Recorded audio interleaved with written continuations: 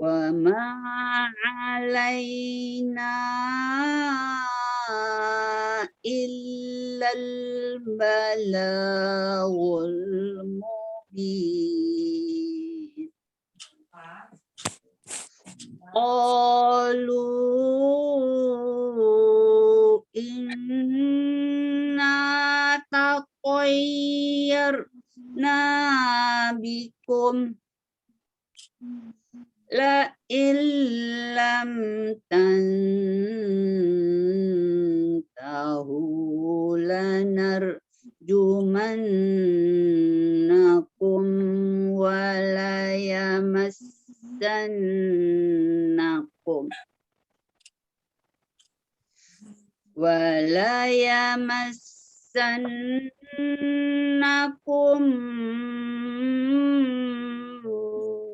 minna azabun alim.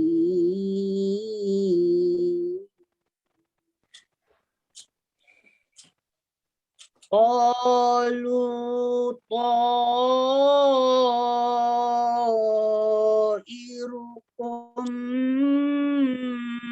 ma'akum a in dzukirtum bal antum qaumun musrifun.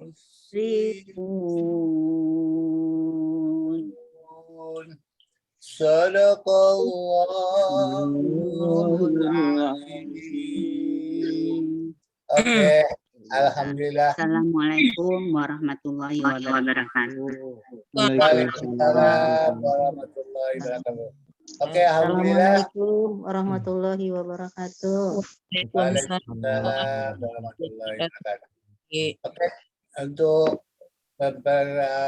singkat waktu, silakan Datuk. Itu dulu, bicara dulu Pak. Itu santai. Assalamualaikum warahmatullahi wabarakatuh. Waalaikumsalam warahmatullahi wabarakatuh. Alhamdulillah pagi ke kita berkumpul biasanya terus sekitar laporan kepada Pak Ustadz. Alhamdulillah rutin tiap hari 20 orang sampai 30 orang. Alhamdulillahirrabbilalamin. Keluar dan kini bertambah pula jemaah dari beberapa daerah. Suliaya kini ada 4 jemaah. Alhamdulillahirrabbilalamin. Jadi ada semacam ketagihan dari kawan-kawan ikut bertadarus Pak Ustadz. Dan barangkali ikut tugas kami bahwa menjaga komunitas ku tetap langgeng gitu. Alhamdulillahirrabbilalamin. Kalau ada istilah timbul dari kawan-kawanku, lara soman candu katanya. Ikut mengaji. Kalau dulu kan agak salaman, ini seorang mengaji. Jadi itu lagi kira laporan ke Pak Ustadz, kami ingin sedikit pencerahan juga bahas supaya komunitas ikut tetap langgeng. Ada rasanya kebutuhan dari para jemaah itu untuk tetap mengaji bersama. Kalau kan mengaji di rumah bisa seseorang. Iya, Ibu. Ada ketagihan dari bersama. Itulah kira kalau bisa sekitar Pak Ustadz berikan pencerahan ke kami. Barangkali waktu ceramahnya tidak usah panjang lah. Kira-kira diskusi ya terbuka. Kira itu Pak Ustadz. Kita persilakan. Mudah-mudahan kita diberkahi Allah hendaknya. Amin amin ya rabbal alamin. Ya. Amin Allah amin ya rabbal alamin. Terima kasih banyak Pak Datuk. Ya, alhamdulillah. Assalamualaikum warahmatullahi wabarakatuh. Waalaikumsalam. warahmatullahi wabarakatuh. Alhamdulillahirabbil alamin. Wassalatu wassalamu ala asrafil anbiya wal mursalin wa ala alihi wa ashabihi rasulillahi ajmain. Asyhadu an la ilaha illallah wahdahu la syarikalah wa asyhadu anna sayyidina Muhammadan abduhu wa rasuluh la nabiyya ba'da. Yang kami hormati beliau anggota tua nomor Rajo, Bapak Haji Rapito, Bapak-bapak, Ibu-ibu, Uni-uni semuanya. Alhamdulillah pagi hari ini kita bisa bertemu kembali dengan rahmat Allah SWT, dalam kasih sayang Allah SWT. Mudah-mudahan Allah selalu meridhai kita dan meridhai majelis kita ini sehingga bisa berjalan dengan baik dari waktu ke waktu. Salam dan salam kita aturkan kepada mulia junjungan kita Nabi besar Muhammad Sallallahu Alaihi Wasallam, pahlawan, pembawa obor penerangan, pembawa ajaran keselamatan. Bapak dan Ibu sekalian yang kami hormati, yang pertama kami mohon maaf minggu lalu nggak bisa bersama-sama karena kondisinya tidak memungkinkan waktu itu. Kami dalam perjalanan dari kampung ke sini sehingga sulit sekali sinyalnya. Yang kedua juga terima kasih banyak kepada Bapak dan Ibu sekalian yang telah menyampaikan doa dan ucapanlah ikut berlangsungkawa atas berpulangnya ke rahmatullah kakak kami yang pertama dalam usia kurang lebih 80 tahun. Mudah-mudahan beliau mendapat tempat yang mulia oleh Allah SWT, dan juga kita yang masih diberikan kesehatan Allah SWT, mudah-mudahan senantiasa dalam keadaan sehat walafiat dan bisa beribadah dengan sebaik-baiknya. Untuk saudara-saudara kita mungkin saat ini dalam kondisi yang kurang sehat, atau mungkin dalam keadaan sakit, atau mungkin dalam kesulitan lain, mudah-mudahan bagi yang sakit, mudah-mudahan Allah angkat segala penyakitnya, Allah berikan kesehatan yang prima sehingga bisa beribadah dengan baik. Begitu juga mungkin dia ada dalam kesulitan lain, mudah-mudahan Allah lapangkan dia dari kesulitannya, dan Allah bukakan pintu rezeki yang seluas-luasnya. Amin, Allah amin ya rabbal alamin. Amin. Bapak dan Ibu sekalian yang kami hormati, sekarang kita sudah berada pada surah Yasin. Surah Yasin ini kalau di Jakarta, di Pulau Jawa, ini salah satu surah yang sangat favorit, yang selalu dibaca ya, dibaca malam Jumat, dibaca kalau ada yang meninggal dibaca, dan menjadi salah satu surat yang dihafal oleh sebagian masyarakat. Sangat bagus dan malah menjadi suatu kebiasaan kalau ada yang meninggal bacakan surah Yasin. Mungkin di kampung kita nggak terlalu kelihatan hal seperti ini karena kita biasanya kalau ada yang meninggal itu kita bertadarus atau bertakziah 3 hari, kita baca Al-Quran bersama-sama. Ya, kadang-kadang ada yang baca Yasin, ada yang baca surah lain. Tapi kalau di lingkungan kita di Pulau Jawa, terutama di Jakarta dan sekitarnya, bahwa kalau ada yang meninggal itu identiknya adalah membaca Yasin. Jadi kalau kedengaran orang baca surah Yasin, wah mungkin ini siapa yang meninggal, sehingga sampai begitu. Karena memang setiap ada yang meninggal, itu kalau baca namanya Yasinan. Ya, Yasinan. Bagi kita Al-Quran itu Allah jadikan untuk petunjuk dan pelajaran bagi kita, petunjuk dalam kehidupan, ya, pelajaran bagi kita yang dalam menjalankan kehidupan kita. Jadi kenapa sih orang kalau meninggal itu sering dibacakan surah Yasin? Memang banyak sekali hal-hal yang berkaitan dengan kematian atau urusan setelah nanti kita meninggalkan dunia ini. Tadi Pak Datuk minta pencerahan mengenai bagaimana kelangsungan. Mungkin karena ini kita sedang berada dalam surah Yasin, saya ingin sedikit kita lihat kandungan surah Yasin ini.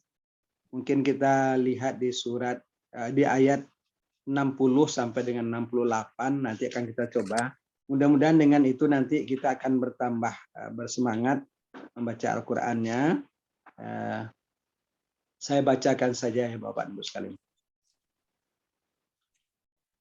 A'udzu billahi minasy syaithanir rajim. Bismillahirrahmanirrahim.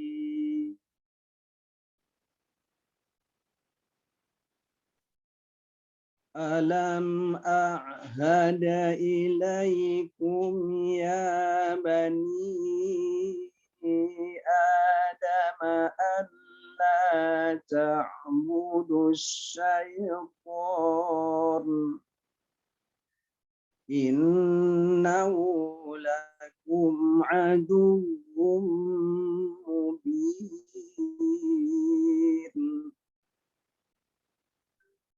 Wa an i'buduni hadza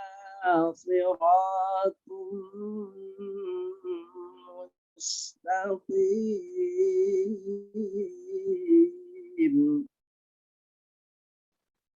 ولقد أضل منكم جبلا كثيرا أفلم تكونوا تعقلون هذه جهنم التي كنتم توعدون اصلوها اليوم بما كنتم تكفرون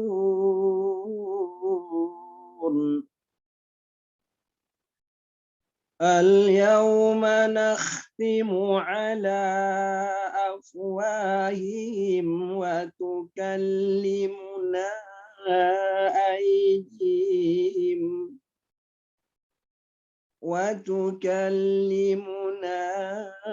أيديهم وتشهد أرجلهم بما كانوا يكسبون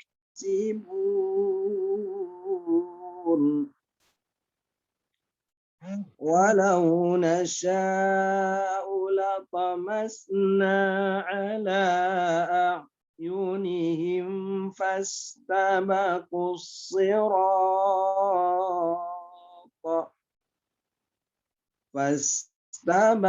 الصراط فأنى يبصرون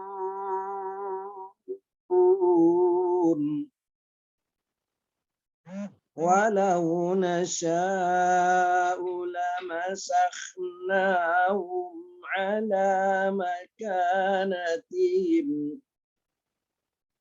على مكانتهم فما استطاعوا مضيا ولا يرجعون ومن نعمره ننكسه في الخلق أفلا يعقلون صدق الله العظيم. Berlindung kita semua kepada Allah dari godaan syaitan yang terkutuk. Dengan nama Allah yang Maha Pengasih, lagi Maha Penyayang. Bukankah aku telah memerintahkan kepadamu, wahai anak cucu Adam, agar kamu tidak menyembah setan. Sungguh setan itu adalah musuh yang nyata bagi kamu. Dan hendaklah kamu menyembahku. Inilah jalan yang lurus. Dan sungguh setan itu telah menyesatkan sebagian besar dari antara kamu. Maka apakah kamu tidak mengerti? Inilah neraka Jahannam yang dahulu telah diperingatkan kepadamu. Masuklah ke dalamnya pada hari ini karena dahulu kamu mengingkarinya. Pada hari ini kami tutup mulut mereka, tangan mereka akan berkata kepada kami, dan kaki mereka akan menjadi saksi terhadap apa yang dahulu mereka kerjakan. Dan jika kami menghendaki, pastilah kami hapuskan penglihatan mata mereka, sehingga mereka berlomba-lomba mencari jalan. Maka bagaimana mungkin mereka dapat melihat? Dan jika kami menghendaki, pastilah kami ubah bentuk mereka di tempat mereka berada, sehingga mereka tidak sanggup berjalan lagi dan juga tidak sanggup kembali. Dan barang siapa kami panjangkan umurnya, niscaya kami kembalikan dia kepada awal kejadiannya, maka mengapa mereka tidak mengerti? Maha benar Allah dengan segala firman-Nya. Bapak-bapak dan ibu sekalian yang kami hormati, dari kandungan surat yang sedang kita baca, yaitu surah Yasin, banyak sekali pelajaran-pelajaran yang terkandung di dalamnya, terutama yang terkait dengan masa depan kita, yang terkait dengan kehidupan kita nanti setelah hidup di dunia ini. Dari ayat yang telah kami bacakan tadi, surah Yasin ayat 60 sampai dengan 68. Mungkin kita nggak akan uraikan satu persatu semuanya, karena cukup panjang, tapi ada yang sangat menggelitik bagi kita dan sangat perlu kita ketahui. Khususnya pada ayat 65. Ya, kalau pada ayat 60 tadi, ya kita tidak boleh menyembah setan. Ini bukan berarti kita menyembah pada setannya, tapi kita ikut dengan bisikan-bisikan setan, ikut terbawa oleh rayuan setan, sehingga kita lalai, kita lalai mengabdi, menyembah, atau lalai melaksanakan kewajiban kita kepada Allah SWT. Dan Allah mengatakan, hanya aku saja yang berhak engkau sembah, kata Allah. Tidak ada yang lain. Karena inilah jalan yang lurus. Kenapa? Karena setan itu telah menyesatkan manusia sejak dari dahulu. Sejak dari nenek moyang kita, Nabi Adam dan Siti Hawa, yang dulunya nenek moyang kita bertempat tinggal di dalam sorga. Karena bujuk rayu dari setan. Karena tipu daya dari setan. Nenek moyang kita tergoda, akhirnya melakukan perbuatan yang dilarang oleh Allah SWT, sehingga nenek moyang kita terbuang atau dipindahkan tempat tinggalnya dari surga ke bumi ini. Bayangkanlah, dari yang penuh dengan kenikmatan, penuh dengan segala kesenangan, kemudian dihamparkan atau diperintahkan untuk keluar dari surga, kemudian nenek moyang kita Adam dan Hawa hidup di muka bumi yang penuh dengan bermacam-macam kesulitan. Apalagi sebagai manusia pertama yang ada di bumi, beliau dulu tentu tidak ada peralatan seperti sekarang. Tidak ada fasilitas apa-apa. Yang adalah hamparan bumi dengan penuh kekosongan. Namun Allah Maha Pengasih, Maha Penyayang, Allah sediakan bagi beliau buah-buahan dan tumbuh-tumbuhan untuk bisa dimakan, sehingga tidak menyulitkan untuk makan. Karena waktu itu mungkin tuntutan untuk yang dimakan Allah sediakan sesuai dengan kebutuhan waktu itu. Kemudian Allah mengancamkan juga dengan jahanam. Dengan jahanam. Kalau kamu menyembah setan, ikut bujukan setan, dan hingga akhir hayat kamu tidak bertobat, maka neraka jahanamlah tempatmu. Namun manusia sebagian besar tidak percaya, tidak yakin. Dan malah ada yang suka membantah, tidak mungkin dan tidak mungkin, bermacam-macam lah. Maka pada ayat 65 itu, karena sudah diancam dengan neraka dan dilarang, jangan mengikuti setan, jangan ikuti bujuk rayu setan, namun mereka atau manusia tetap saja tergelincir jalannya, ikut bisikan, ikut rayuan setan.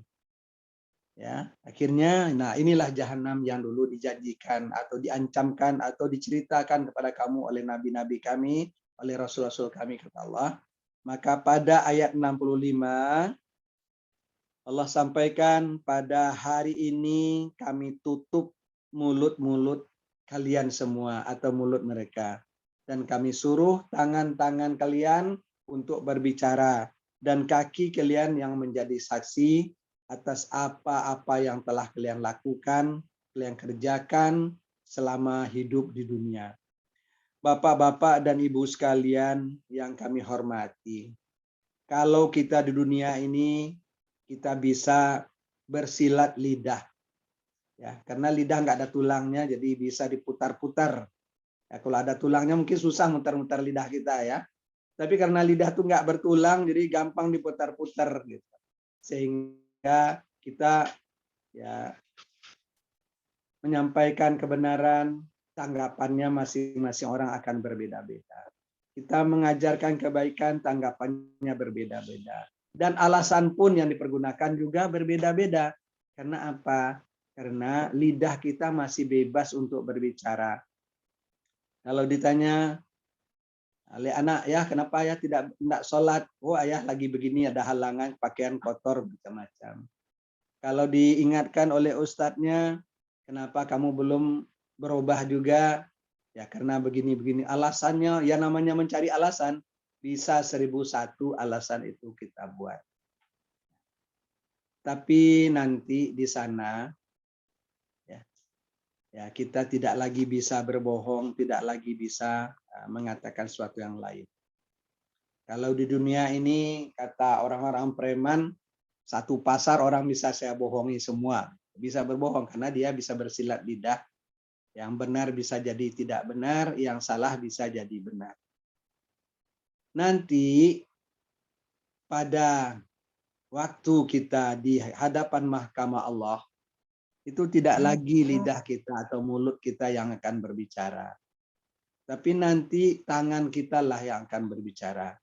Dulu tangan itu apa yang dia kerjakan, apa yang dia pegang, apa yang dia ambil, apa yang dia sentuh. Maka tanganlah yang akan berbicara. Mulut dikunci, ya. Mulut kita dikunci. Kenapa? Karena mulut ada lidahnya, dia bisa muter-muter, bisa bersilat. Sedangkan tangan, dia yang melakukan, dia yang menjangkau yang jauh, dia yang mengambil yang dekat, dia yang memukul, dia yang menarik, dan segala macamnya dilakukan oleh tangan. Maka oleh Allah SWT, biar berkeadilan, biar berkejujuran, maka tangan yang selalu dipergunakan untuk melakukan sesuatu, maka tanganlah yang akan berbicara nantinya. Kalau di dunia ini kita mungkin saja mengambil punya orang yang punya tidak tahu. Ya, dan waktu ditanya, lidah kita menjawab, apakah kamu mengambil sesuatu dari rumah saya? Lidah mengatakan, saya tidak mengambil apa-apa. Si tangan sebenarnya dia sadar, tangan itu tahu, saya yang memegang barang itu, saya mengambil. Tapi kata lidah tidak, tangan ya diam saja, karena belum diberikan kesempatan oleh Allah SWT untuk bisa berbicara tangannya. Begitu juga kalau kita menyentuh sesuatu yang tidak boleh atau terlarang untuk disentuh. Nah, ditanyakan oleh orang, oleh hakim atau siapa yang bertindak sebagai pengadilnya, katakan saya tidak mengambil, saya tidak menyentuhnya, atau saya tidak menulisnya. Bermacam-macam alasan bisa disampaikan oleh lidah kita. Namun nanti di sana tidak ada lagi alasan yang bisa dibuat oleh lidah kita. Tidak ada lagi dalih yang bisa dibuat oleh mulut kita.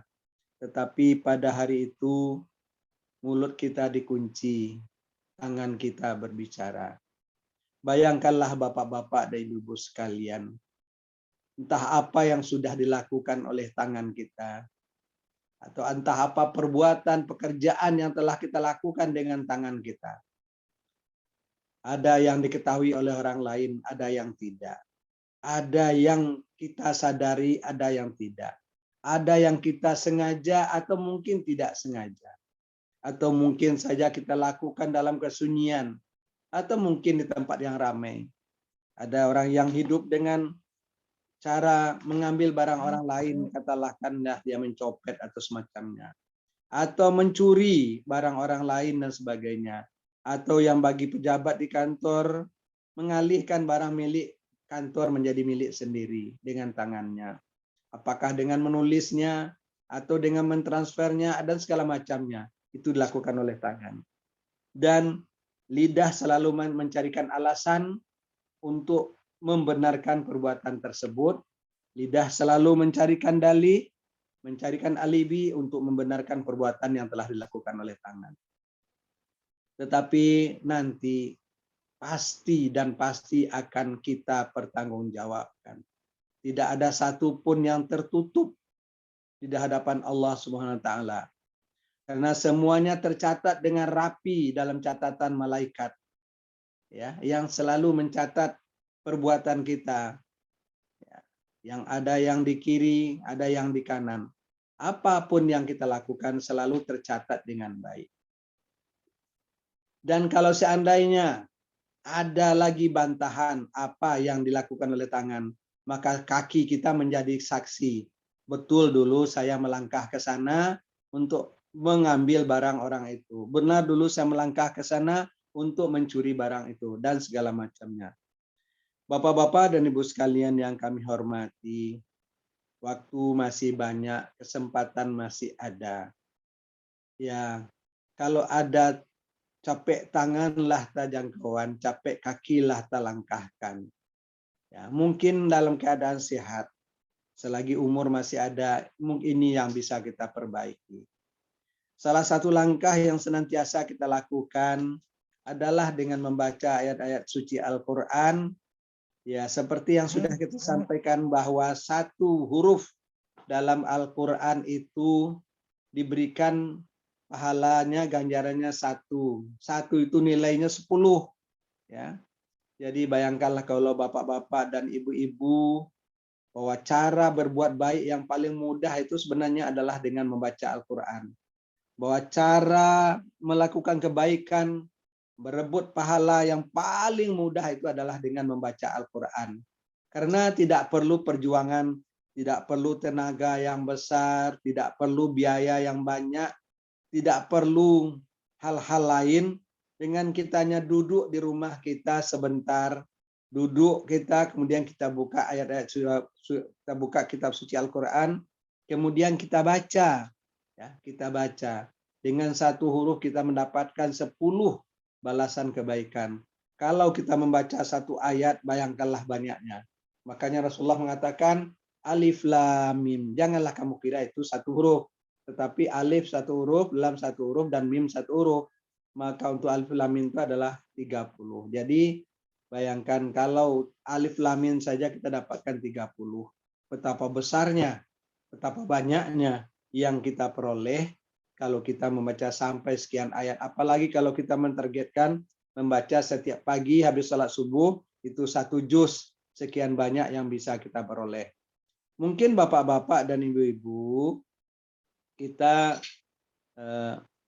dalam tadarus kita setiap subuh itu mungkin hanya membaca setengah halaman. Ya. Kita sendiri membaca setengah halaman.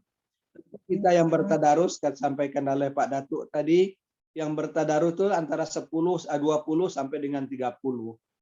Kalau 30 kita bertadarus, masing-masing membaca setengah halaman, berarti kita udah baca 15 halaman. Dan kita selama kita duduk bersama-sama atau di hadapan Al-Quran, teman membaca, kita menyimak, kita memperhatikan.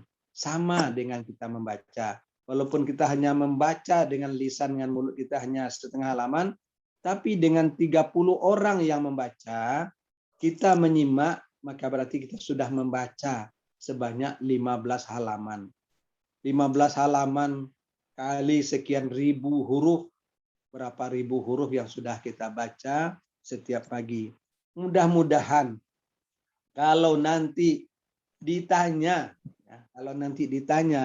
untuk apa mulut kamu gunakan, maka karena mulut terkunci, tangan mengatakan, waktu itu saya melihat dia mulut itu membaca Al-Quran.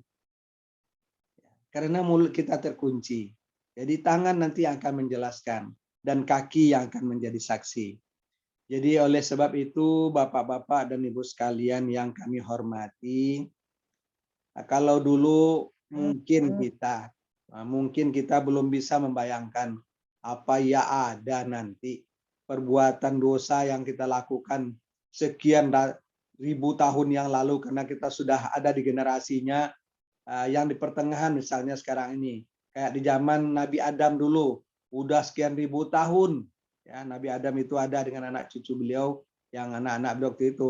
Kalau kita hitung sekarang udah berapa ribu tahun, apa yang masih ada catatannya, apa yang masih ada, masih ingat itu apa dosa-dosa yang dilakukan.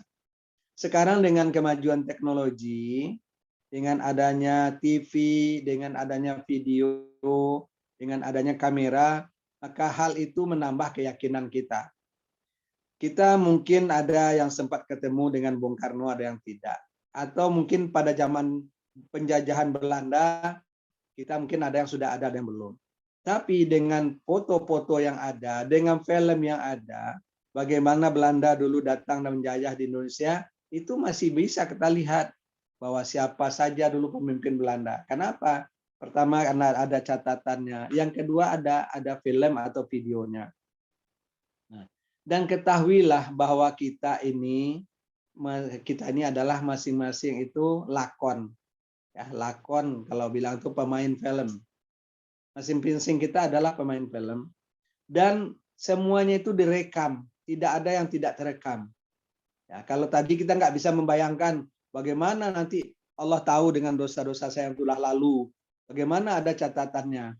Ya, kalau dulu kita nggak yakin kalau itu dicatat. Ternyata setelah kemajuan teknologi, ya catatan-catatan peristiwa sekian puluh tahun yang lalu bisa kita tonton sekarang. Film-film yang 10, 20, 30 tahun yang lalu masih bisa kita lihat sekarang. Kenapa? Karena ada arsipnya, dia tersimpan dengan baik. Kalau arsip manusia saja ya bisa bertahan berpuluh-puluh tahun, beratus tahun. Apakah arsip Allah yang ditulis dengan baik, yang disimpan dengan baik oleh malaikat-malaikat Allah tidak akan bisa tersimpan dengan baik, tidak akan bisa diputar lagi filmnya sekian ribu tahun yang akan datang. Insya Allah saya yakin, hakul yakin bahwa teknologi Allah jauh lebih bagus, jauh lebih hebat daripada teknologi manusia. Teknologi manusia saja, bapak-bapak ada di rumah masing-masing, saya ada di rumah saya. Kita bisa bertatap muka, bermuajahah, ya, melalui teknologi yang dikembangkan oleh manusia. Kalau dulu kita untuk mengaji, kita harus duduk sama-sama dalam satu surau, dalam satu masjid. Namun hari ini kita dengan jarak yang sekian ribu kilo, ya, jarak kita sekian ribu kilo, kita bisa bertatap muka, kita bisa berbicara, ngobrol, bisa ngaji bersama. Ya, sehingga tidak mustahil bagi teknologinya Allah bahwa satu saat nanti kita akan dikumpulkan ya, dalam suatu tempat yang namanya mahsyar. Kemudian kita juga akan dilakukan perhitungan, akan dilakukan hisab, akan dilakukan pengadilan oleh Allah SWT tentang apa yang telah kita lakukan. Karena sebelum kita lahir ke dunia, kita sudah membuat perjanjian dengan Allah akan mengikuti semua perintah, akan meninggalkan semua larangan Allah, dan akan melakukan semua yang baik-baik dan menjauhkan diri dari hal-hal yang tidak baik atau yang dilarang oleh Allah SWT. Jadi semua apa yang kita lakukan pasti akan dimintakan pertanggungjawaban jawabnya. Kullukum ra'in wa kullukum mas'ulun an ra'iyatihi. Masing-masing kamu, kata Rasulullah, adalah pemimpin dan akan ditanya mengenai apa yang dia pimpin. Ya, seorang kepala rumah tangga adalah pemimpin dalam rumah tangganya dan dia akan ditanya dan dimintai pertanggungjawabannya sebagai kepala rumah tangga terhadap apa yang telah dia lakukan, apa nafkah yang telah diberikan kepada keluarganya, apa pelajaran dan pendidikan yang telah diberikan, semuanya akan kita pertanggungjawabkan nanti. Nah, pertanggungjawaban itu akan diminta di depan Allah Subhanahu wa Ta'ala. Kalau sekarang kita bisa punya alasan, kita bisa punya alibi, dan kita bisa memutar lidah kita untuk mengatakan sesuatu yang tidak benar menjadi benar, atau mengatakan sesuatu yang tidak benar menjadi benar, dan yang benar menjadi tidak benar. Yang salah, kata lidah, bisa menjadi benar, dan yang benar bisa menjadi salah. Nah, inilah kalau pengadilan manusia. Jadi kalau dalam pengadilan manusia, kita bisa saja berbohong, pengacara bisa saja mengada-adakan buktinya, pengacara, atau kita bisa saja mengarang bukti. Tapi nanti pada pengadilan Allah tidak ada lagi yang bisa kita bohongi. Karena semuanya ada kameranya, ada filmnya, ada videonya, semua akan diputar. Ya, mungkin nanti itu dalam satu riwayat dikatakan masih ada orang nanti yang akan membantah. Dia tidak percaya dengan apa yang ditulis oleh malaikat. Dia tidak percaya catatan malaikat. Dia mengatakan, nah, saya tidak percaya. Sampai begitu. Makanya Allah mengatakan, kamu lidah kamu boleh tidak percaya, kamu tidak melakukan, kamu lidahnya bisa mengatakan, tapi tanganmu yang akan mengatakan apa yang telah dilakukan, dan kaki kamu menjadi saksi terhadap apa yang telah diperbuat oleh tanganmu dan mulutmu. Bapak-bapak dan Ibu sekalian yang kami hormati, jadi sadarlah kita bahwa selama hidup kita di dunia ini bermacam-macam perbuatan sudah kita lakukan, baik yang sesuai dengan ajaran Allah, mungkin saja yang tidak sesuai. Ya, kita mungkin tidak lupa dengan kebaikan yang kita lakukan, tapi ketahuilah bahwa kebaikan bisa kita lupakan dan tidak akan merusak kebaikan itu. Dan akan lebih baik kalau kebaikan yang kita lakukan kita lupakan. Tapi jangan sekali-sekali melupakan kesalahan atau ketidakbaikan yang pernah kita lakukan. Kalau ketidakbaikan atau kesalahan atau dosa yang sudah kita lakukan, tolong diingat-ingat kembali. Kalau dia lupa, diingat dan berusahalah untuk mengimbanginya dengan kebaikan. Satu kesalahan kita lakukan, buru-buru kita imbangi dengan kebaikan agar kesalahan atau dosa tersebut tidak menumpuk. Dengan begitu, balance sheet-nya atau keseimbangannya bisa terjaga dan mudah-mudahan timbangan kebaikan kita jauh lebih berat daripada timbangan ketidakbaikan. Karena semuanya akan kita pertanggungjawabkan nanti, dan pertanggungjawaban itu diminta di depan pengadilan Allah, dan pada pengadilan Allah tanganlah yang akan berbicara, kaki yang menjadi saksi, sedangkan mulut kita dikunci. Dengan begitu pengadilannya berjalan dengan baik dan benar, tidak ada lagi yang bisa berbohong pada waktu itu. Bapak-bapak dan Ibu sekalian yang kami hormati, mungkin demikian salah satu kandungan dari surah Yasin ini. Jadi banyak sekali kandungan di dalamnya kalau kita pelajari satu persatu. Tapi pagi ini kita khusus membahas ayat 60 sampai 68 dan intinya pada yang kita dalami adalah ayat 65 bahwa nanti akan ada pengadilan Allah, dan pada pengadilan itu mulut kita dikunci dan tangan kita disuruh menceritakan apa yang telah dia lakukan selama kita hidup di dunia, dan kaki kita yang menjadi saksi terhadap apa-apa yang telah kita lakukan. Mudah-mudahan apa yang dilakukan oleh tangan kita, yang diceritakan oleh tangan kita, mudah-mudahan lebih banyak yang baiknya daripada yang tidak baik. Kalau sangat celakalah kita, kalau nanti tangan kita bercerita, ternyata yang diceritakan itu lebih banyak yang jeleknya, lebih banyak yang salahnya, lebih banyak yang tidak benarnya daripada yang baik, daripada yang benarnya. Oleh sebab itu, Bapak-bapak, Ibu sekalian, mari kita perbaiki diri kita. Kita selalu berdoa kepada Allah, ya Allah, ya Rahman, ya Rahim, ya Qawiyyu, ya Matin, berikanlah aku kekuatan dan kemampuan untuk memperbaiki diriku, untuk memperbaiki ibadahku. Sungguh banyak dosa dan kesalahan yang telah kulakukan, baik yang aku sengaja maupun yang tidak. Tapi aku yakin bahwa semuanya tercatat, bahwa semuanya engkau ketahui dan semuanya engkau lihat dengan nyata, sehingga tidak ada satupun kesalahan, tidak ada satupun dosa yang tidak terlihat oleh engkau dan tidak tercatat oleh malaikat engkau, ya Allah. Oleh sebab itu, berikanlah aku ampun, maafkanlah segala kesalahanku. Mudah-mudahan selalu kita bertasbih, berzikir, bertahmid, dan kita selalu istighfar. Mudah-mudahan kesalahan-kesalahan kita bisa diampuni oleh Allah SWT. Dan mudah-mudahan dengan ayat-ayat suci Al-Quran yang selalu kita baca dan kita berusaha untuk memahaminya, mudah-mudahan itu menjadi pemberat timbangan amal kita, menjadi penghapus dosa kita. Baik, Bapak-bapak dan Ibu sekalian, kalau benar datangnya dari Allah Subhanahu wa taala, mari sama-sama kita laksanakan, dan kalau salah atau kurang tepat semata-mata karena kekurangan kita, untuk itu saya mohon dibukakan pintu maaf yang sebesar-besarnya. Dan mari kita tetap bersemangat dengan tadarus kita setiap habis subuh, ya. Ada targetnya, target rame-rame, kita bersama-sama membaca mungkin 1 juz atau setengah juz. Tapi mari kita pasang juga target pribadi kita. Ya, kita harus punya target pribadi. Kalau secara bersama-sama mungkin target kita 1 juz setiap pagi. Tapi target pribadi kita mudah-mudahan juga bisa 1 juz, minimal 1 juz setiap hari. Dengan begitu kita bisa punya tabungan. Ya, kita ngaji di rumah, ada orang tidak ada orang, ada yang dengar atau tidak ada yang dengar, ketahuilah bahwa Allah Subhanahu wa taala dengan malaikat-malaikatnya mendengarkan bacaan kita.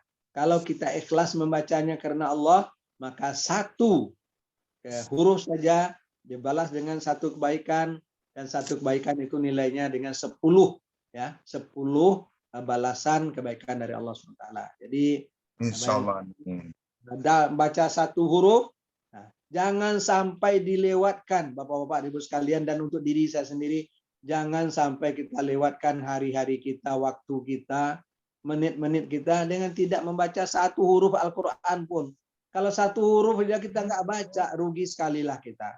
Jadi berbuat baik, mencari pahala yang paling mudah adalah dengan membaca Al-Quran. Kalau dengan sholat kita harus ada berdiri, rukuk, sujud, berdiri, rukuk, masih kita ada gerakan. Kalau bersedekah kita harus cari uang dulu. Kalau melakukan amal soleh dengan tangan tenaga, kita harus melakukan dengan tenaga dulu. Tapi dengan Al-Quran ini kita cukup duduk, kemudian gerakkan lidah kita berniat, sengaja aku membaca ayat suci Al-Quran untuk beribadah kepada Allah, untuk mencari ridha Allah. Na'udzubillahi minasyaitonirrajim. Bismillahirrahmanirrahim. Alif lam mim. Shadaqallahul azim. Sudah dapat kita 30. Hanya dengan alif lam mim. Tapi itu shadaqallahul azim. Sudah 30 Bapak-bapak Ibu sekalian. Apa ada lagi bonus yang lebih hebat dari itu gitu. 30 dapat hanya membaca alif lam mim saja. Jadi kalau kita selesaikan satu juz, entah berapa besarnya yang kita peroleh. Jadi kalau waktu yang ada kita sia-siakan, apalagi kumis sudah putih, jenggot juga sudah putih, kepala sudah putih semua. Nah, kita masih buang-buang waktu. Ya. Kesehatan sudah mulai terganggu. Ya, makan ayam tadinya enak sudah mulai tidak enak. Makan ikan tadinya begitu nikmat, sekarang sudah mulai tidak nikmat. Tapi kita masih membuang-buang waktu. Ya, kita masih membuang kesempatan. Sangat rugilah kita. Jadi untuk itu saya menghimbau diri saya dan kita semua. Ya, harilah melepatang, mataharilah condong, mataharilah tagalinci, sebentar lagi ke maghrib. Nah, untuk itu Bapak-bapak dan Ibu-ibu, apalagi awak nalah di atas. Nalah di atas 50. Apalagi lah di atas 60. Kalau ambo pribadi lah 62. Kalau bolehlah kita ibaratkan bahwa umat Nabi Muhammad itu umurnya ya seumur Nabi Muhammad lah. Jadi kalau Nabi Muhammad itu 63. Ya, kalau kita dikasih bonus sampai 70, alhamdulillah. Tapi kalau stop juga seumur Nabi, maka saya pribadi hanya tinggal 1 tahun lagi. Ya, kalau waktu yang sedikit ini masih dibuang-buang juga gitu ya. Sangat sia-sialah hidup kita. Tapi bukan itu motivasinya. Motivasinya adalah selagi punya waktu, ayo kita cari keridhaan Allah sebanyak-banyaknya. Selagi punya waktu, ayo kita manfaatkan untuk mencari ridha Allah sebanyak-banyaknya. Mudah-mudahan tabungan kita dari waktu ke waktu semakin menumpuk. Jangan hanya tabungan di bank, tabungan dalam bentuk uang. Uang itu bisa mengantarkan kita untuk bisa bersedekah, untuk bisa berbuat baik kepada tetangga dan keluarga. Tapi tidak semuanya bisa dengan uang. Jadi oleh sebab itu tabungan kita, tabungan uang harus banyak supaya bisa bersedekah. Tapi tabungan amal soleh juga harus lebih banyak. Apalagi tabungan pahala kita. Jadi untuk itu mari kita berpacu. I'mal li dunyaka ka'annaka ta'isu abada wa'mal li akhiratika ka'annaka tamutu gada. Berusahalah, berbuatlah untuk duniamu, seolah-olah kamu akan hidup selama-lamanya, dan berusahalah untuk akhiratmu, beribadahlah sebanyak-banyaknya, berbuat baiklah sebanyak-banyaknya untuk akhiratmu, seolah-olah kamu akan mati besok pagi. Demikian, terima kasih. Wassalamualaikum warahmatullahi wabarakatuh. Terima kasih. Silakan Pak Datuk, Pak Rafitos, itu yang bisa kami sampaikan pagi ini. Mudah-mudahan nanti waktu kita membaca surah Yasin bisa kita ulang-ulang dari ayat pertama sampai ayat 83. Terima kasih Terima sekali lagi. kasih Pak Ustadz. Alhamdulillah luar biasa pencerahan. Ada yang menjadi catatan, satu huruf dibaca sekian pahalonya. Iya. Alhamdulillah barangkali kawan-kawan di Tadarusko lah menghayati itu. Cuma Alhamdulillah. ada perasaan barangkali ke Pak Ustadz. Iya, Pak. Dari 30 orang yang hadir itu kan ada yang lah hafiz, luar biasa. Tapi ada yang terbata-bata, ada yang Ya. salah-salah baca bagai. Iya. Stop dan dot kadang-kadang terbaca. Bagi kira tuh nilainya di mata Tuhan. Karena tadi walaupun sama-sama rombongan, tapi Iya. tentu yang lah hafiz luar biasa pembacaannya. Kadang-kadang dot terbaca to bagai. Bagi kira tuh Pak Ustaz.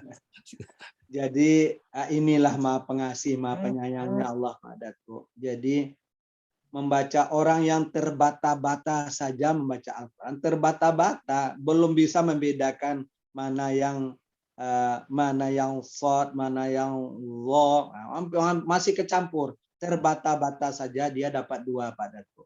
Pertama pahala karena membaca 1 huruf. Yang kedua karena perjuangannya.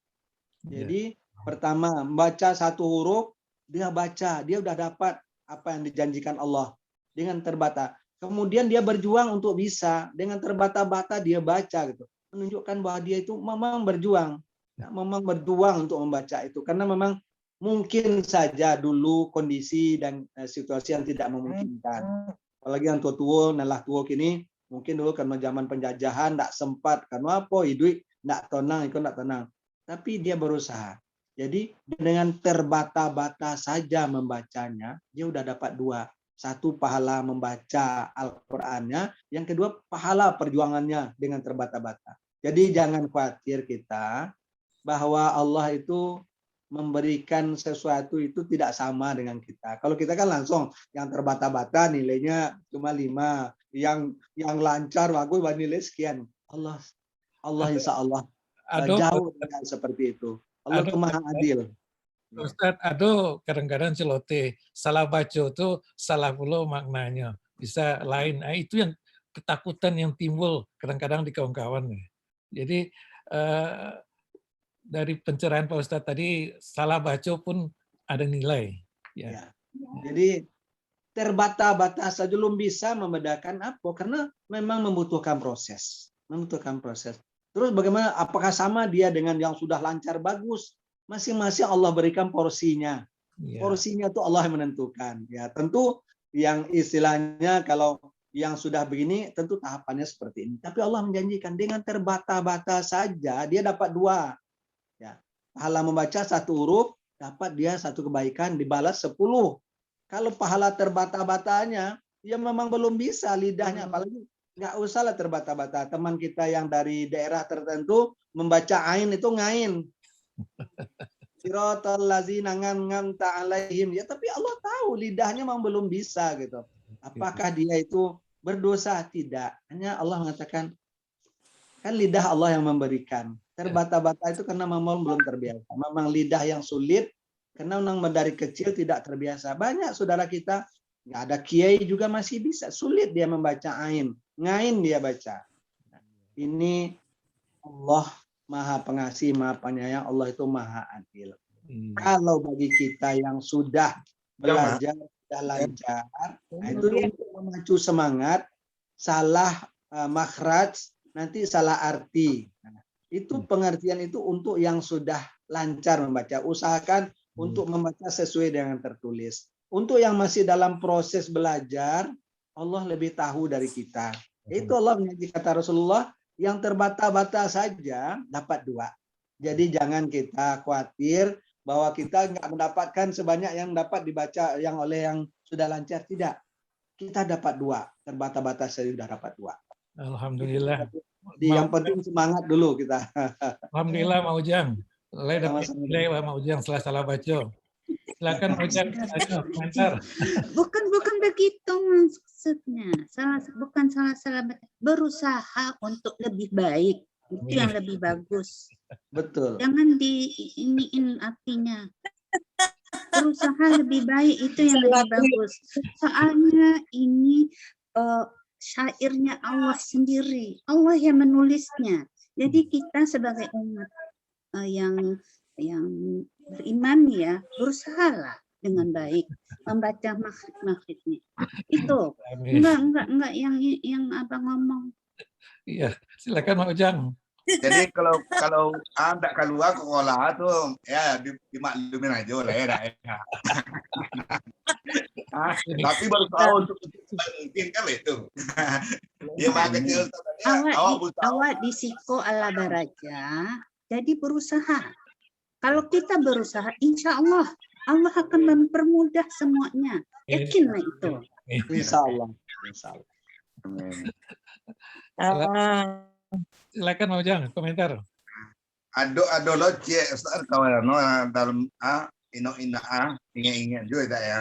Misalnya kita babuek saat hubungan dengan Allah dan hubungan dengan manusia. Kalau kesalahan dengan Allah, awak bisa minta ampun, minta maaf ya, berdoa gitu kan. Tapi kalau kesalahan dengan manusia, awak harus minta maafnya ke manusia itu sendiri. Iya. Kurang menawak awak zalimi itu terusnya dah ado loh. Iya. Tu berakhir kiro dalam undang-undang awak ini kok ayo dia bersalah kakak si A tu mah. Tapi nya dah ado le. Berakhir kiro mama untuk mengelirkan kezaliman awak tu kayaknya gitu supaya awak Bebas. latih awak tu lai dak tersangkui lai jo beliau gitu. Berakhir kiatnya tuh Ustaz. Ya, jadi ada cara yang bisa kita tempuh. Pertama, mungkin beliau punya anak-anak. Ya, mungkin punya anak-anak. Itu sampaikan ambo dulu pernah berdosa ke apa. Ya, salah ambo bentuk iko. Ya, melalui anak-anak ambo mohon ambo dimaafkan. Itu yang pertama yang bisa kita lakukan. Ya, hubungan silaturahim kita dengan anak-anak yang kita buka. Yang kedua, tentu kita memohon ampun kepada Allah. Ya Allah, saya sudah bersalah kepada si Ano. Ya, saya nggak bisa lagi minta maaf karena dia sudah nggak ada. Ya, yang bisa saya lakukan ya Allah hanya mendoakan dia kepada Engkau ya Allah. Ampunilah dosa orang itu. Ya, ampunilah dosa dia ya Allah. Saya yang berdosa kepadanya, mohon ampun kepada Allah, Engkau ya Allah atas dosa-dosa saya. Dan saya juga mohon kepada Engkau ya Allah, ampunilah dosa dia. Ya, ampunilah dosa dia. Mudah-mudahan ini bisa mengurangi dosa saya kepada beliau, kepada dia ya Allah. Dan aku bermohon ampun. Jadi ya, kita mencoba ya kalau utang piutang tentu bisa kita selesaikan dengan anak-anak. Kalau urusan perbuatan ini contoh gampang ya. Dulu pernah awak tinju kan, tinju dah tua lari enggak bisa balik lah itu kan lah. Dan kau enggak minta maaf nah. Disampaikan ke anak, nanti kok anaknya tuh bahan kok dan tinju lah Pak, dia lemah dosa jangan gitu. Jadi tapi yang penting kita berusahalah untuk mengatakan kepada Allah SWT, Allah, saya sudah berdosa ya Allah, dulu saya meninju, memukul dia, habis itu saya lari atau menyakiti dia, saya enggak sempat minta maaf ya Allah. Untuk itu saya mohon kepada Engkau, ampunilah dosa dia. Ampunilah dosa dia ya Allah. Karena dia nggak bisa lagi. Dan mohon ampun, ya kita minta ampun dosa kita, minta ampun. Kesalahan kita memukul dia, kita minta ampun kepada Allah. Nah, untuk kesalahan kita kepada dia, nggak ada lagi yang bisa kita lakukan. Ya, bisa kita lakukan dengan berbuat baik untuk dia. Apakah kita bersedekah untuk dia, ya, atau kita mohon ampun kepada Allah untuk dia, ini yang bisa kita lakukan. Mudah-mudahan dengan begitu ya, kita bisa mengurangi dosa kita kepada dia. Karena urusan kita pribadi dengan pribadi harus diselesaikan dengan minta maaf. Tapi waktunya sudah nggak ada. Inilah bapak-bapak ibu sekalian. Kapanpun kita bertemu dengan saudara-saudara kita, baik kakak beradik, ponakan, apalagi dengan teman-teman, selagi kita punya waktu, setiap kita berbicara, tutuplah dengan itu awak lah tua kita bermaaf-maafan yo lahir batin ambo dulu banyak salah kedosana mulut ambo lah terlompek tangan ambo lah terjangkauan jadi untuk itu baik nanti kona kita mumpun tak kona itu kita saling memaafkan yo tak tahulah umur awak di tangan Tuhan. Nah dengan begitu kitalah mulai kita mencoba mengeliminir lah ya waktu yang nanti nggak bisa lagi. Itu ya mungkin awak yo Apalagi bagi kakak. Ya, ambo mungkin cerita sekete. Ambo juga kakak ambo yang meninggal itu. Ambo jam 2:30 pagi mau ditelepon de dosan de istrinya. Itu kenapa ya kak, ini ada kakak mau bicara. Saya bicara. Kenapa kak? Ambo lidah mula patah lah susah ngecek. Patah lidah baca. Lah bari lidah untuk ngecek. Nah, bikolah kak. Selagi kakak masih bisa mengecek jambo. Yang pertama, ambo sudah sana keseluruhannya dan ada di rantau. Minta maaf kakak, tolong kami dimaafkan atas segala kesalahan kekhilafan kami. Dan sebaliknya kami pun sudah memaafkan kakak atas segala kesalahan kekhilafan. Yuk sama-sama kita saling memaafkan. Makin lama lidahnya makin patah, makin nggak bisa mengecek. Analisa kita tentu stroke ringan. Aku mungkin stroke yang mau suruh besok pagi-pagi kakak ke rumah sakit balik ya. Jo ini. Yo, lapas. Pagi-pagi lah di charter roto ke berangke duka baju jam 4 pagi itu jam 4 la leno sini tidak bisa mengalir lidah lah tak kunci. Nah ini contoh-contoh ringan. Jadi kadang-kadang kita tidak sadar kita raso-rasonya kalau ada dosana awana sakit atau bermaaf-maafan dia didoain dan itu mati dia. Kadang-kadang ini yang prasangka ini tidak boleh. Jadi kalau orang minta maaf apalagi orang sedang sakit awak mau mohon wak yo gitu. Nah, kadang-kadang ada nota singgung. Nah, ini perlu kita sadari karena waktu kita tidak setiap saat wak bisa bersobok di keluarga. Tidak setiap saat pula kita bisa berbicara dengan adik kakak. Jadi setiap ada kesempatan, ya bentuk kita mengaji kalah. Ngaji kau mungkin yode Ibu Des Mawilis ada yang sempat dibetulin karena joleh terungannya. Ada yang tak sempat terbetulin. Kenapa? Karena sinyalnya putus-putus. Ada rasa dalam hati giliran dia membaca ngaji nyonyangnya tidak dibetul, tidak dipelok kajian. Giliran lain dipelok deh. Nah ini bisa. Maka setiap habis ngaji itu kita tutup bapak-bapak dan ibu-ibu kita bermaaf-maafan ya tahulah umur kita. Dengan begitu awak kan kini dosa bisa terbuka itu dengan melalui mengaji pun kok ada perasaan lain bisa terbuka pintu dosa. Untuk itu tetap harus kita tutup. Pintu dosa itu kita tutup. Selalu kita tutup. Di setiap habis satu kegiatan apa kita tutup dengan saling bermaaf-maafan. Dengan begitu, kalau tadi ada perasaan deden dia baca yang tidak diperhatikan, tidak ada salah soalnya ya, dan lain, nah beko, nah itu bisa saja terjadi. Apalagi kalau ambo menerang laki-laki, nah mudo-mudo nyajana dia tua di padiannya, bisa saja kan. Jadi pikiran-pikiran itu karena apa? Karena dibisikkan oleh setan. Bukan dari hati nurani masing-masing kita, tapi itu tadi bisikan setan itu. Setan tuh dalam kita ngaji pun dia bisa berbisik. Kadang-kadang kita ngaji target kita mau samu selesai 1 juz, kata setan dia laponik mau lah beko sambung lek siang kola kan bisa siang sama lek. Siang lah banyak lah kalau tidak jadi selesai. Sudah itulah sonjo, habis asar bisa selesai gitu setan kan. Habis itu habis asar, lah poilo kata yang lain. Akhirnya apa? Kita ingin membaca 1 juz tadi tidak selesai dah. Kenapa setan lah masuk? Ya. Jadi apapun kegiatan kita, awak jo anak, awak jo keluarga, awak setiap kita akan berpisah, kita saling mendoakan dan saling memaafkan. Dengan begitu Pak Ujang, ya kesempatan memang ikolah yang paling sulit. Awak tidak tahu kan bila umur awak akan berakhir. Bila pula kita bisa berjumpa balik. Kan, kan salah satu perjumpaan itu kan itu dalam rahasia Allah. Ustaz, umur dalam rahasia Allah. Ada yang lain bertanya, Ustaz?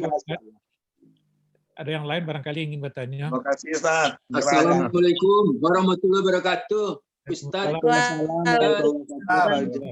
hamba menyelip sebentar. Ya. Turut berduka cita ya atas meninggal kakanda Ustaz. Terima kasih banyak Pak Jang. Semoga husnul khotimah. Takoji kami mengenai Ustaz. Oke, makasih. Linda Bayang mungkin ada yang bertanya, silakan. Linda. Dibuka suaranya Linda. Linda Bayang. Assalamualaikum warahmatullahi wabarakatuh. Waalaikumsalam. Linda, kalau ada yang ditanya. Itu Mak Azmi bertanya kali itu. Enggak, Mak Azmi baru masuk tuh. Baru masuk Talambe. Iya. Assalamualaikum Das. Waalaikumsalam warahmatullahi wabarakatuh.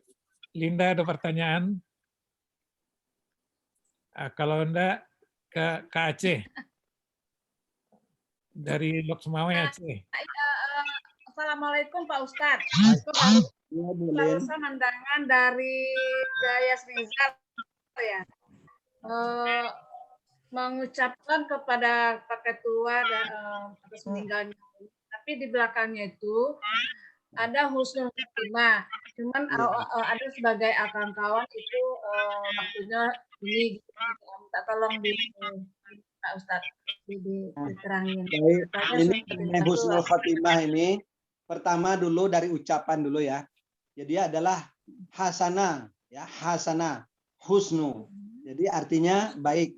Khotimah terakhir, khotamul anbiya, nabi terakhir, penutup ya. Jadi khotimah itu sama dengan khotamul khotam. Jadi khatam, penutup ya. Semoga dia wafat dalam husnul khotimah. Husnul khotimah itu akhir yang baik ya. Husnul khotimah itu akhir yang baik. Ada sebagian ulama, sebagian bukan ulama ya, sebagian penceramah salah itu ucapan. Itu ucapan itu untuk orang hidup. Ya. Ada juga yang begitu.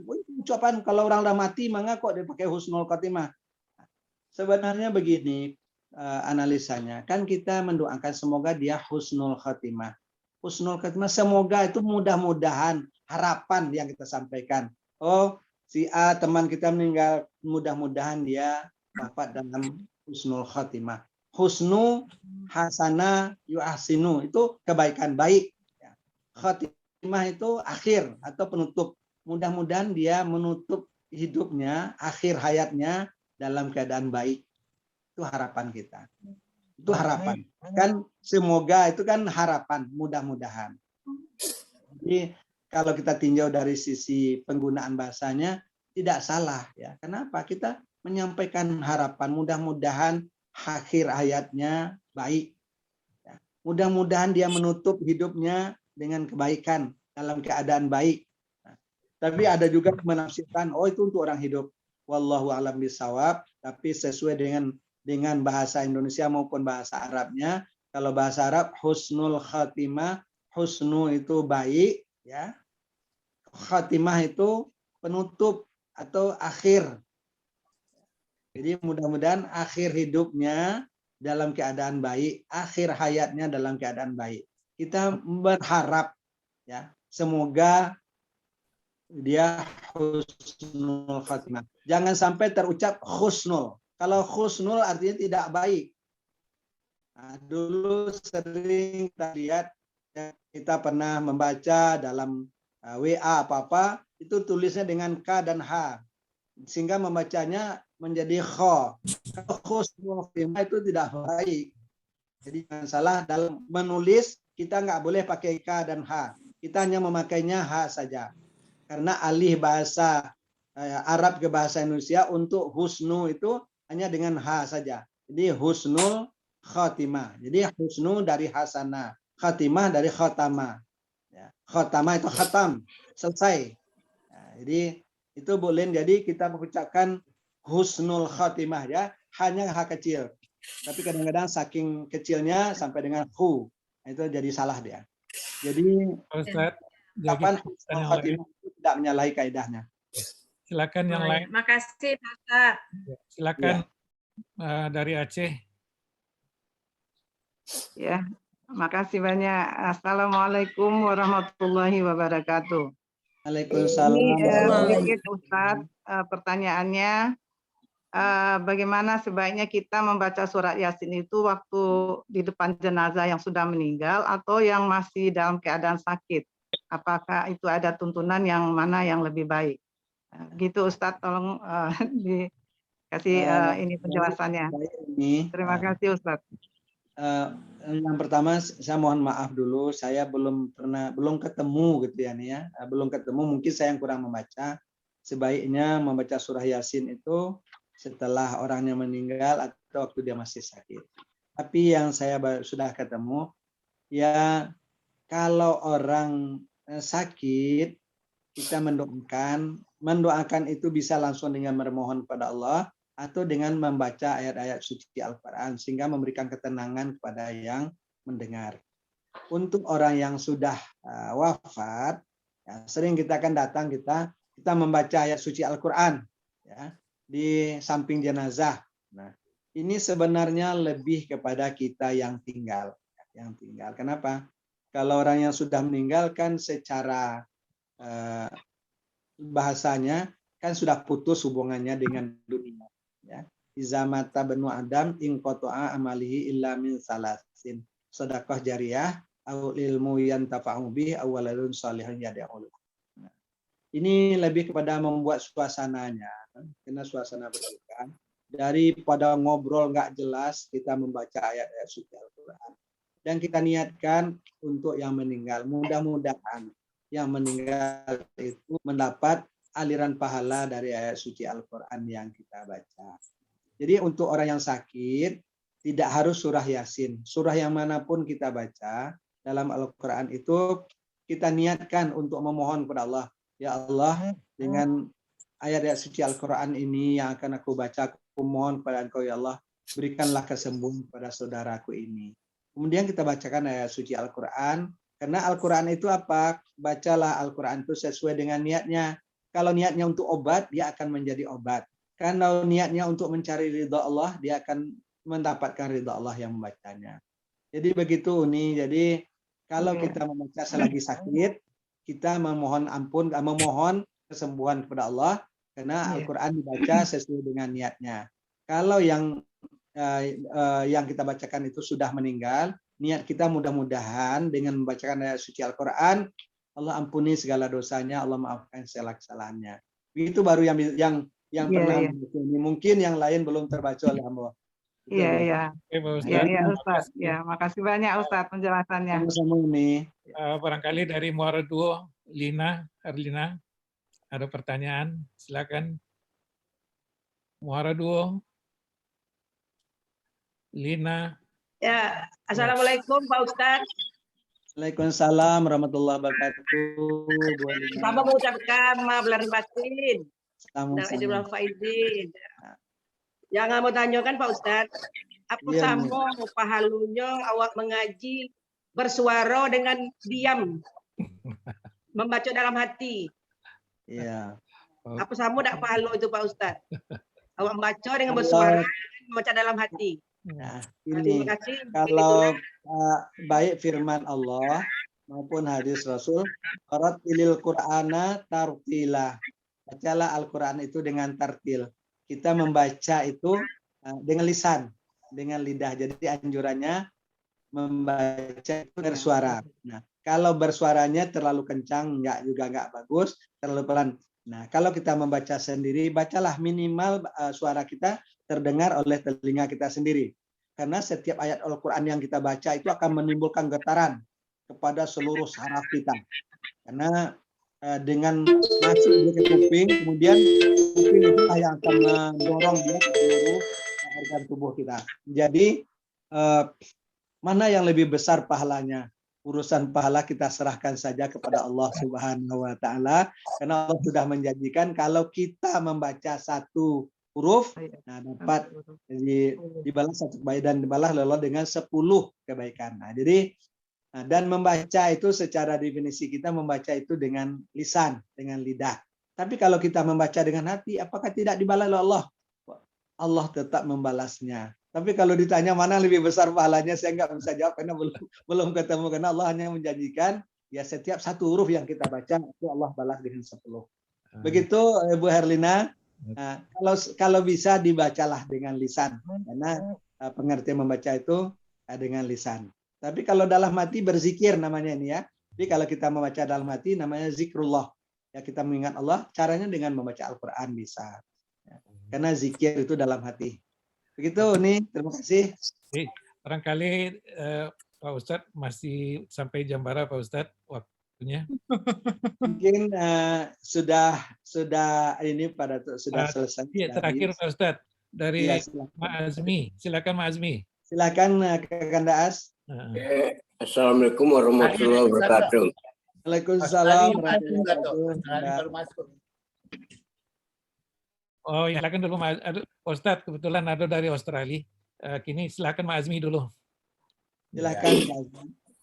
Sebenarnya ndak ada yang kamu tanya lah kelas pengajian kelapun apa mau biasa lalu. Cuma bagi Pak Ustadz tadi, setiap membaca Al-Quran, kadang-kadang ada aja bisikan-bisikan setan yang mengatakan Allah cukup segitu, berkesambung. Apakah di awal pertama itulah dikatakan A'udzubillahi minasyaitonirrajim. Aku berlindung pada setan itu membaca kata ini kata itu. Apakah setan-setan itu masih menggoda atau Tetap Kakanda. Jadi kita kan sudah memulainya A'udzubillahi minasyaitonirrajim. Ya Allah, aku berlindung pada Engkau dari godaan setan yang terkutuk. Iya. Bismillah. Nah, walaupun kita sudah berlindung, Allah melindungi kita, tapi setan itu kan dikasih oleh Allah. Ya Allah, saya sudah Engkau kutuk, tapi saya minta berikan kebebasan untuk menggoda manusia, menggoda makhluk Engkau. Ya kata Allah, silakan, Engkau hanya akan bisa menggoda yang tidak kuat. Yang kuat imannya, Engkau akan bisa menggoda. Inilah perlu istiqomah dari kita. Kalau kita sudah berniat, ambo harus membaca 1 juz harus selesai. Dan itu harus apapun bisikan setan, dia tetap akan membisik. Tetap. Diberikan oleh Allah kebebasan untuk menggoda. Silahkan kata Allah, karena itu dia udah dikutuk dan pasti masuk neraka setan. Karena itu dia cari teman sebanyak-banyaknya. Jadi dia bebas menggoda kita, walaupun kita berdoa kepada Allah. Itu Kakanda. Ya, terima kasih Pak Ustadz. Sama-sama. Assalamualaikum warahmatullahi wabarakatuh. Waalaikumsalam. Ustaz dari Australia ada juga satu tuh, Ustaz Australia. Kata Ustaz Australia itu masuk. Maaf, assalamualaikum warahmatullahi wabarakatuh. Waalaikumsalam warahmatullahi wabarakatuh. Bu Po, Kakanda Eri, assalamualaikum Kakanda. Mudah-mudahan Kakanda sehat-sehat. Waalaikumsalam warahmatullahi wabarakatuh. Terima kasih doanya. Silakan Ibu Pos. Apa itu? Maaf, belum enggak ngikutin dari tadi, maaf datangnya terlambat. Ya, tadi kita membahas surat Yasin ayat 65. Dan ayat 65 itu dikatakan bahwa nanti apapun yang kita lakukan akan kita pertanggungjawabkan depan Allah SWT. Waktu kita di pengadilan Allah nanti, mulut kita dikunci. Kemudian yang akan menyampaikan, menerangkan semua apa yang dilakukan semasa hidup adalah tangan. Kenapa? Karena tanganlah yang mengambil suatu, yang memegang suatu dan selanjutnya lebih banyak dilakukan oleh tangan. Kemudian kaki kita sebagai saksi. Betul nggak begitu dulu kaki kita menjadi saksi. Nah, ini terkait dengan kita beribadah, berbuat baik yang paling mudah itu kita lakukan adalah membaca Al-Quran. Membaca Al-Quran kita duduk-duduk saja, sambil duduk kita baca A'udzubillah dan Bismillah. Kita baca misalnya Qul huwallahu ahad. Nah, sampai akhir satu hurufnya dibalas 10 oleh Allah. Kalau ada misalnya 100 huruf, tinggal kalikan 10. Begitu Bu Pos tadi kurang lebihnya yang kita bahas. Ya, terima kasih Ustadz. Ya, terima kasih keterangannya. Alhamdulillah. Mbak Datuk. Ada pertanyaan nggak? Ustadznya ke minta izin. Oh, nggak ada Datuk. Nggak ada. Terima kasih Datuk. Nggak ada. Terima kasih Ustadz. Sama-sama Bu Pos, sama-sama dari mudah-mudahan kita sehat-sehat semua. Ambus Datuk. Ya, Mbak. Bukan tanya kebetulan ada Ustadz awak. Iya Pak. Iya silakan Kanda. Maaf. Assalamualaikum Pak Ustadz. Waalaikumsalam. Ulang-ulang kajian lama nggak Ustadz kan? Iya Pak Jang. Waktu yang lalu Ustadz bagi ceramah siko yang soal sholat kan? Iya. Nah, jadi soal sholat itu kan ada yang awak cerita soal sholat waktu sholat fajar sebelum subuh kan? Itu ya sholat itu memang cukup besar ininya itu kan. Jadi nambah pertanyakan antara sholat fajar tujuh sholat kolbia subuh ada perbedaan apa sama Pak Ustaz? Baik Pak Ujang. Nah, kalau ada sebagian ulama mengatakan itu berbeda. Jadi ada dulu yang pertama sholat fajar waktu terbit fajar. Kemudian sebelum sholat subuh kita sholat 2 rakaat lagi. Ada sebagian ulama yang mengatakan itu sama. Ya, itu sama. Jadi mereka yang mengatakan sama, dia hanya mengerjakan 2 rakaat saja, yaitu yang disebut juga dengan qobliyah subuh. Tapi yang beranggapan yaitu berbeda, mengerjakan sholat fajar dulu 2, kemudian sholat sunat subuh 2. Nah, kita pilih yang mana, kita mau ambil 4, itu terserah kita pada kita. Jadi kedua-duanya ada. Sebagian yang berpendapat mereka ngambilnya sholat sunat fajar ya sunat fajar, sunat sholat subuh ya sholat subuh, karena itu kan jadi sunat rawatib. Alasannya kalau yang sunat subuh itu sholat sunat rawatib. Nah, tapi kalau kita buka fikih sunnah, Said Sabiq itu hanya diterangkan sholat sunnah fajar saja, jadi dianggap sama. Dan malah ada lagi yang lebih ini lagi, bahwa sholat fajar itu hanya sholat subuh, ya sholat subuh yang pahalanya lebih baik daripada bumi dan langit beserta isinya. Nah, itu sholat subuh. Jadi kita pakai yang mana, mantapnya kita yang mana. Kalau kita mantap, saya maunya sholat fajar dulu, habis itu baru sholat sunat rawatib subuh. Silakan. Kalau kita, oh enggak, menurut saya cuma satu aja. Sholat fajar dengan sholat sunat subuh itu satu sama. Kita kerjakan 2 rakaat. Nah, Jadi niat, itu berjani. Ustaz, niatnya Jadi, gimana? memang ada 2 pendapat. Sebagian mengatakan terpisah sholat sunat fajar, kemudian sholat sunnah qobliyah subuh, dia qobliyah subuh. Tapi ada yang mengatakan, sebagian ulama kita, enggak, itu hanya satu. Nah, kita balik karena ini sholat sunat ya. Sholat sunat itu kita pasnya di mana? Ya, kita kalau yakinnya kita, saya mengerjakan 2 saja, ya dipersilakan. Yang penting jangan sampai tidak kerjakan. Ya. Itu penjelasan. Niatnya, Ustaz, Pak Ustaz, niatnya kalau kita sholat sunat fajar dengan sholat sunat subuh sekaligus kita laksanakan, niatnya gimana Pak Ustaz? Kan dia terpisah. Oh, kalau kita menganggap hanya 2 saja. Kalau kita menganggap 2 saja, kita bacanya boleh. Sengaja aku melakukan sholat sunat fajar 2 rakaat berkena Allah. Karena yang disebutkan langsung itu adalah sholat sunat fajarnya. Yang ada hadis-hadis menyerangkan itu sholat sunat fajar. Nanti mungkin kita segarkan lagi, kita bacakan hadisnya semua yang mengenai sholat sunat fajar. Jadi yang disebutkan itu dalam hadis dan Al-Quran itu sholat sunat fajar. Nah, kita akan terbiasa dengan sholat sunat subuh, qobliyah subuh. Karena terbawa tadi oleh sholat sunat rawatib. Karena secara teori fikihnya dibagi 2, sholat sunat yang mengiringi, yang di depan atau sesudah sholat wajib, namanya qobliyah dan ba'diyah. Nah, itu kita kan menganggap itu sholat sunat rawatib. Nah, kalau kita pahamnya dengan sholat sunat subuh, niatnya menjadi sengaja aku mengerjakan sholat sunat subuh 2 rakaat fardu karena Allah SWT. Sebenarnya yang banyak hadis-hadis menerangkan itu lebih bahasanya dipakai adalah bahasa sholatul fajri. Ya, sholatul fajri. Hadis-hadisnya sholatul fajri. Jadi niatnya, nah, kalau kita mau niat sholat fajar, kita niatnya sengaja melaksanakan sholat sunat fajar 2 rakaat karena Allah SWT. Oke, itu Bu Des. Terima kasih Pak Ustadz. Oh, Cie lanjut boleh Pak Ustaz. Silakan. Silakan. Makasih. Daza, Pak Ustadz. Daza. Apakah a'udzubillah minasyaitonirrajim dan bismillahirrahmanirrahim udah termasuk membaca Al-Qur'an? Iyalah. Kan ada batasan. Al-Qur'an itu ada batasannya, yaitu ayat-ayat.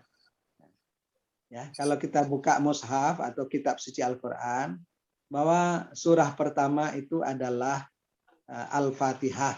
Ya, Al-Fatihah itu dimulai dengan Alhamdulillah. sebagian ulama, di sini ulama juga berbeda pendapat bahwa Al-Fatihah itu termasuk di dalamnya bismillah. Karena dalam hadis katakan 7 yang diulang-ulang. Kalau bismillah tidak kita masukkan, dia menjadi 6. Nah, kalau bismillah kita masukkan, dia menjadi 7. Itu alasan oleh ulama yang memasukkan bismillah ke dalam Al-Fatihah. Tapi bagi ulama yang tidak memasukkan bismillah ke dalam Al-Fatihah, maka dia membaca sirat ghairil maghdubi siratal ladzina an'amta 'alaihim ghairil, dia berhenti dulu. Ya, baru ghairil maghdubi 'alaihim waladdallin. Dia pecah, dia bagi 2, ya, bagi 2 sehingga dia tetap 7 yang diulang-ulang. Tapi bagi kita sudah kebiasaan kita yang kita terima, kita memasukkan bismillah dalam Al-Fatihah sehingga dia 7, ya, 7. Tapi konsekuensinya ada siratal ladzina an'amta 'alaihim ghairil maghdubi 'alaihim waladdallin. Jadi dia tidak wakaf di situ supaya dia tidak ditafsirkan menjadi 2 ayat. Jadi langsung. Jadi ulama yang tidak membaca bismillah atau tidak memasukkan bismillah ke dalam Al-Fatihah, dia membaca siratal ladzina an'amta 'alaihim. Berhenti. Ghairil maghdubi 'alaihim waladdallin. Nah, itu pendapat dari ulama. Kemudian mengenai a'udzubillah. A'udzubillah tidak termasuk di dalam Al-Qur'an. Ya, karena Al-Qur'an itu ada batasannya mulai dari surah Al-Fatihah sampai dengan surat An-Nas. Nah, itu. Jadi, tapi dalam kita membaca Al-Quran, kata Rasulullah, kalau kamu membaca Al-Quran, awalilah dengan ta'awuz. Ta'awuz itu adalah a'udzubillah. Makanya sering kita dengar orang membaca Al-Quran itu, a'udzubillahi minasyaitonirrajim. Dia tidak baca bismillah lagi. Kenapa? Karena perintahnya kalau kamu baca Al-Quran, awalilah dengan ta'awuz, yaitu dengan membaca a'udzubillah.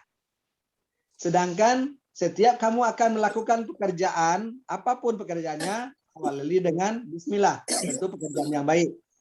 Nah, begitu Bu Des. Jadi a'udzubillah tidak termasuk dalam ayat suci Al-Quran. Tapi bismillah, sebagian ulama mengatakan dia termasuk dalam ayat suci Al-Quran karena dia bagian dari Al-Fatihah. Sebagian tidak. Begitu Bu Des. Terima kasih. Terima kasih Pak Ustadz.